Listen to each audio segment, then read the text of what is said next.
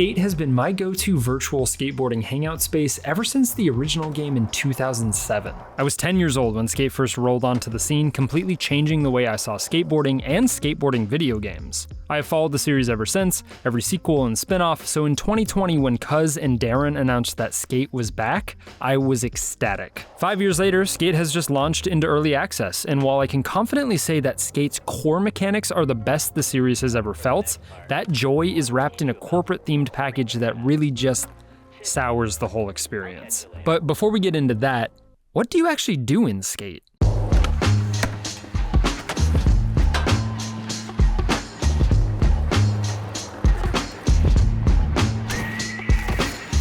There are two main paths that you'll ride on when playing Skate: the story-focused missions and the live service day-to-day challenges. Whenever I say story missions in this section, put some big inverted commas over that because they couldn't be farther from the traditional missions that the series is used to. Let's start with those though. You're guided around the city of San Vansterdam by V, your AI skating companion, and different city council members, more on them later, completing missions in each district. These missions introduce all the core gameplay mechanics and systems in Skate, from slamming to the replay editor. They are the most basic of basic exercises, more of a primer that throws the ball in the player's court to get creative with the different systems after they're introduced. But the gameplay pacing of the missions feel completely out of sync with how you learn tricks in the game. I was 3 districts and hours into playing when a mission came up to teach me manuals, a trick that I had been incorporating into my repertoire since landing on the shores of San Vansterdam. I am an experienced Skate player, sure, and I knew about manuals already, but this just feels like they needed a mission to pad out the progression and realized they hadn't taught manuals yet. These challenges have no value outside the experience and items that are gained from them. Not once have I done a photo challenge that I could choose to put in either Thrasher or Skateboard Mag, no games of Skate against pro skaters. It all feels very perfunctory and sanitized, a means to an end as opposed to a thought-out story experience. The good thing is that after the first couple missions, you can choose to untrack them altogether and complete them at your own leisure. The intersection between the live service model and the more static mission-based mode comes into play with the city challenges. These are location-based goals that cycle every 24 hours throughout the different districts. They contain Own the Spot, Session, Stunt, or Line challenges. Own the Spot challenges are to complete a specific set of goals in a predetermined zone, usually one ledge or ramp. Session challenges are larger zones like this set of benches with the same style of checklist goals to complete. Stunt challenges are throwing your body like a ragdoll to complete tasks, and line challenges give you a checklist of goals to do while collecting these wheel-bearing markers in a line and not bailing or stepping off your board. You use the city challenges to level up the different districts of San Vansterdam and unlock more story missions. Each district has a skate shop, and these act as the vessel for leveling up. I'm actually really into the idea of growing the city and the skate shops instead of just your skater, but the only things you unlock through leveling up are fast travel points, new gear, and the ability to access more loot boxes. There are daily and weekly tasks to complete as well, things like a trick of the day or a score threshold to overcome for the week. I never really think about these while I'm playing, usually I just stumble upon completing them as I skate around, but I'm not mad they're there and are definitely some incentive to check back in on the game. The most enjoyment I've had in Skate has been from creating my own lines or following other real-life skaters to session a crazy spot, but those moments can be fleeting, and unfortunately that corporate grip that has worked its way into the mission structure has also infected many of the other aspects of this experience. Sometimes you just have to find your fun. That rail and drop just made a love connection. Life's challenges prepare us for our inner journey. Let's start with V, your constant AI companion that teaches you the basics and leads you through the story of Skate. V is lifeless, full of quips about trying to understand the lingo of skateboarding, as well as being the vessel that guides you throughout the game's early hours, teaching you tricks. Whether it was Retta in the first 2 games or Coach Frank in Skate 3, the behind-the-camera voices and instructors of the series to date have been chock full of personality and references to real-life skate videos and skate culture. V has none of that. This AI-fueled tool feels especially out of place in a game about skateboarding, which has had deep roots in anti-establishment and creative culture around it since its inception. We are a long way from being able to take out security guards with Big Black or calling up Mikey to pull out skate stoppers with a crowbar in Skate 2. It also sits at odds with some of the very anti-corporate sentiment in the setup for the game. Those initial trailers showing the Tim Robinson-run M Corp ruining the city of San Vansterdam creates the basis for the game. A city abandoned, left left empty as a prime location for local skate communities to claim as their own. I love this premise. We have had 2 games where you vie to be Skater of the Year, one where you found your own board company, so this new spin on the impact that your skateboarding has to the broader world is a welcome one. But once you're dropped into the city, there is an immediate disconnect between this anti-corporate rhetoric and how you complete missions. The skaters that I know and love from the original games who guide you through missions to explain new mechanics or areas of San Vansterdam are city council members. Seeing Slappy or Shingo as elected officials, literally talking heads on the bottom of your screen, doesn't really connect to the ethos of what they've previously represented throughout any of the other games,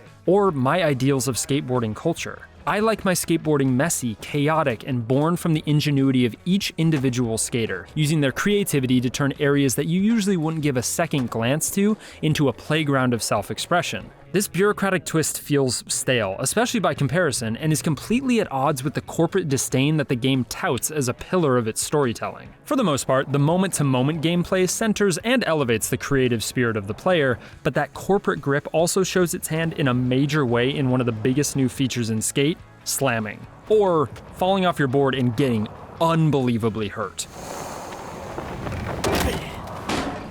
Slamming has replaced the Hall of Meat, and really, I think it's a perfect expansion of that system. In the original games, the bigger the bail, the higher the score in the Hall of Meat, a scoring system that would show you just how bad the damage was on a static X-ray screen or all over your skater's body after you bailed. Now, bails don't take you out of the action anymore. You score points while slamming just like you do while skateboarding and performing tricks. This allows for some insanely entertaining combos as you carefully calculate which pole to wrap yourself around while you wipe out. But it's introduced through a revolutionary new drug made by some made-up biotech company called Impervatech. In previous Skate games, you had real-life skaters around the cities of San Vanalona or Port Carverton who introduced you to the challenges in parts of the world, and most importantly, new gameplay mechanics. These worlds felt lived in, alive with personality, and your skills grew as the world did. Now, a made-up skater named Izzy, who I have no connection to, snarkily reads from a fake script about the benefits of Impervatech to introduce the new bail mechanics. I don't mind that the team at Full Circle wanted to give a reason as to why you don't have the Hall of Meat anymore,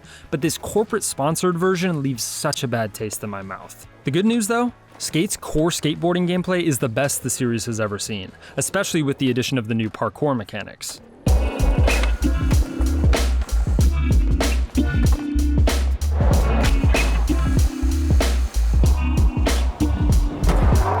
There's an incredible off-board system here. Front and back flips, corkscrews, climbing up buildings to find mega ramps to session, and using your body like a ragdoll to quite literally fly across the map. It also pairs nicely with the new quick drop system, allowing you and your friends to drop ramps and rails anywhere on the map to use. I spent hours flying over the massive church in the middle of the Goldcrest Village district to try and land on a ramp that I had placed on the other side. Speaking of the different districts, the cities in each Skate game are characters in and of themselves. I do really thoroughly enjoy the dense verticality of San Vansterdam, but it feels like an amalgamation of all the downtown sections of the other games, admittedly the areas I play in least when I boot up a Skate game. There are no major hills or spillways for death races, which aren't present in the game either at the moment. The Full Circle team has already said that they'll be adding more locations and challenges throughout Skate's lifecycle, but for now, this feels like a very safe start to a city that I hope grows and adds more terrain variety. Most importantly, the actual skateboarding feels the best it's ever felt. Having played every version of the Flick-It system from Skate 3 to Skate It, this is easily the height of the series. Flips, grabs, and grinds are fluid and easy to link. As a longtime player, the muscle memory immediately kicked back in, although there is a more easily accessible version of the control scheme for first-time skaters. The skating allows for immense diverse expression, letting players create the perfect realistic line, or this.